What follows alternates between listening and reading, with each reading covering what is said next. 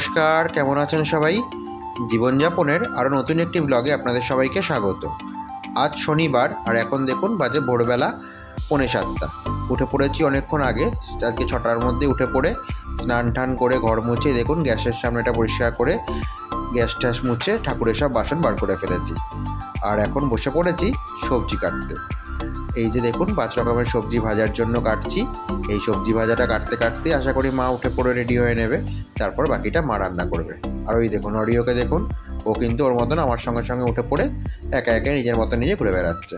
ওদের ব্রেকফাস্ট দিতে আজ দেরি হবে। আর এই যেদিকে মা উঠে পড়েছে এখন, মা বললো আমি তাহলে সবজিগুলো কেটে দিচ্ছি, বাকিটা তুই তাহলে ততক্ষণ সবজির ভাজাটা ভেজে নে।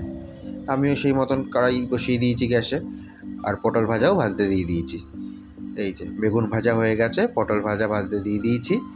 5 রকম ভাজাটা আমি করি, তারপর মা ততক্ষণে বাকি সবজিগুলো কাটা হয়ে যাবে। আর এদিকে কিন্তু মায়ের মোটামুটি 5 মেশালি সবজির সব সবজি কাটা হয়ে গেছে। আর আলুর দমের জন্য আলুটা এখন বোধহয় কাটছে। ব্যাস, মোটামুটি কিন্তু সবজি কাটা আমার শেষের দিক। আর আমার এখানে ভাজাও কিন্তু মোটামুটি সবটাই হয়ে গেছে। এবার আমি এখান থেকে সরে গেলাম। এবার রান্নাঘরে এসে মা ঠাকুরের 5 মেশালি সবজির জন্য সবজিটা কড়াইতে ফোড়ন দিয়ে বসিয়ে দিয়েছে রান্না। আর এদিকে ছোটো গ্যাসে দুধটা জাল দিতে বসিয়ে দিয়েছে। এই দুধে কিন্তু পায়েস হবে। আর চলুন আমি ততক্ষণ ঠাকুর ঘরে গিয়ে এবার পুজোটা সেরে নিই। এই যে গোপালদের ঘুম থেকে তুলে স্নান টান করে রেডি করে পুজোটা এখন সেরে নেব। আর এতক্ষণে আপনারা দেখে হয়তো বুঝতেই পেরেছেন, আজ কিন্তু আমাদের ঘরে ঠাকুরের জন্য ভোগ রান্না করা হচ্ছে। আর আজকের দিনে করা হচ্ছে কারণ আজকের দিনটা আমার কাছে একটুখানি বিশেষ। আজকে আমরা আদ্যা মাকে প্রতি বছর যে একটা করে শাড়ি দিই, সেই শাড়িটা কিন্তু আজকে মাকে পরানো হবে। আদ্যাপীঠে আদ্যা মাকে আজকের দিনটা শাড়ি পরানো হবে। আজকের দিনটা সংক্রান্তি, সেই জন্য আজকে আমি কিন্তু ঘরের ঠাকুরের জন্য ভোগ রান্না করছি। আদ্যাপীঠের প্রসেস আপনারা কে কে জানেন জানি না। আমি যতদূর জানি আদ্যাপীঠে শাড়ি জমা দেওয়া হলে সেই শাড়িটা কবে পরানো হবে সেই ডেটটা কিন্তু আপনাদেরকে জানিয়ে দেবে। আর সেই ডেট অনুযায়ী সেই দিনকে শাড়িটা পরানো হয়। ডেট টাইম সবটাই বলে দেয়, এবং সেই টাইমটা উপস্থিত থাকার চেষ্টা করলে বা যদি উপস্থিত থাকতে পারেন তাহলে আপনি মাকে শাড়িটা পরিয়েছে এটা দেখতেও পাবেন। আর সেই দিনটা কিন্তু আজকে অলরেডি আছে, যে দিনটা আজকে শাড়িটা মাকে পরাবে। আজ সংক্রান্তি 15ই জুন। আর এই দেখুন এদিকে কিন্তু মায়ের মোটামুটি রান্না অনেকটা হয়ে গেছে। আর অরিওকে বেঁধে দেওয়া হয়েছে, আসলে বেলা বেড়েছে, এত দুষ্টুমি করছিল, ওই জন্য ওকে বেঁধে দেওয়া হয়েছে।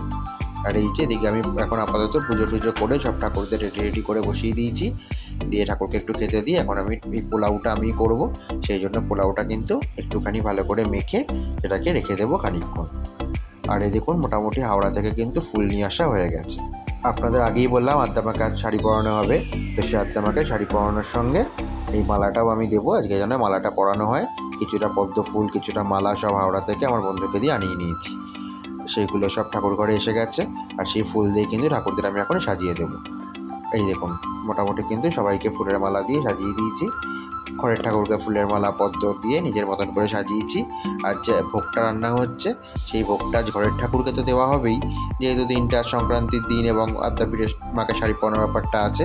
দিনটা আমার কাছে আজ খুব ভালো লাগলো, সেই জন্য আজকে ঘরের ঠাকুরকে তো ভোগ দেওয়া হবেই। আর তার সঙ্গে কিন্তু আজকে আমি একটা মনসা ঠাকুরকেও ভোগ দেবো। আসলে আমার একটা মান হচ্ছিল মনসা ঠাকুরকে ভোগ দেওয়ার, তো সেইটা হয়ে উঠছিল না। তো আজ যখন ভোগ করছি সেই জন্য আজকের দিনে মনসা ঠাকুরকেও ভোগ দেবো। আর এই দেখুন মোটামুটি এখন 9:10 বাজে, মায়ের রান্না কিন্তু প্রায় শেষের দিক। এই যে এখন মার গরম গরম লুচি ভাজছে, আর এদিকে খিচুড়িও হয়ে গেছে। এই দেখুন খিচুড়িও কিন্তু রান্না কমপ্লিট, আর লুচি ভাজাও চলছে। আর মোটামুটি বাকি সব রান্নাগুলো আমি কৌটোয় করে গুছিয়ে নিয়েছি। ওই যে আপনাদের আগেই বললাম মনসা মাকে আজ ভোগ দেবো, সেই মনসা মন্দিরে এখন চলে যাব ভোগগুলো নিয়ে। আর এই দেখুন এইটা হচ্ছে যে মন্দিরে আমি গেছিলাম মা মনসাকে ভোগ দিতে, সেই মা মনসার বিগ্রহটা। প্রচণ্ড সুন্দর দেখতে মায়ের মুখটা, বিশাল বড় মুখ। আর এই দেখুন যে মনসা ঠাকুরকে মালাটা পরানো হয়েছে, সেই মালাটাও কিন্তু আমিই দিয়েছি হাওড়া থেকে আজকে আদ্যা মায়ের জন্য, এবং এই মনসা মায়ের জন্য দুটো বড় বড় মালা আর অনেকগুলো পদ্ম ফুল আনিয়েছিলাম। বোধহয় পদ্ম ফুলের একটা বান্ডিলে 50টা মতন পদ্ম ফুল ছিল, তো সেই পুরো বান্ডিলটাই আনিয়েছি।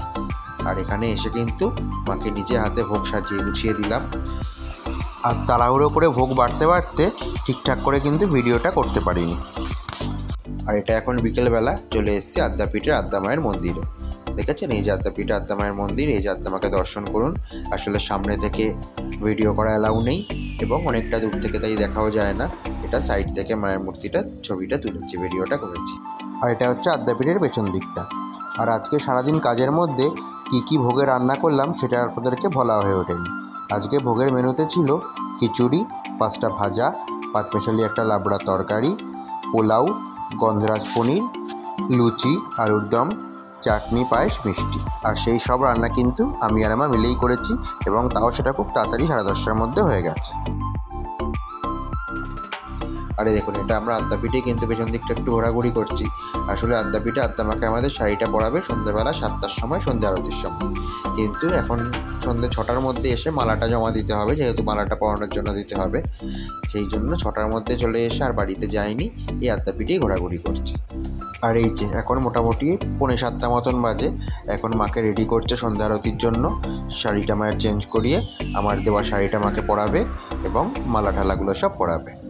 আর এই দেখুন, এবার আপনারা দেখবেন আদ্যামাকে, এই যে আদ্যামাকে ভিডিও করতে পারিনি, কিন্তু এই যে ছবিটা দেখছেন, এই আদ্যামাকে মোটা রজনীগন্ধার মালাটা আমার দেওয়া এবং 3-4 মাস আগে শাড়িটাও কিন্তু আমারই দেওয়া। যাক, আজকের দিনটা খুব ভালোভাবে কাটলো ঠাকুরের নাম করে, এবং বাকি জীবনটাও আমাদের সবার খুব ভালো কাটুক সেই প্রার্থনা করে আজকের ব্লগটা এখানেই শেষ করছি। সবাই ভালো থাকবেন।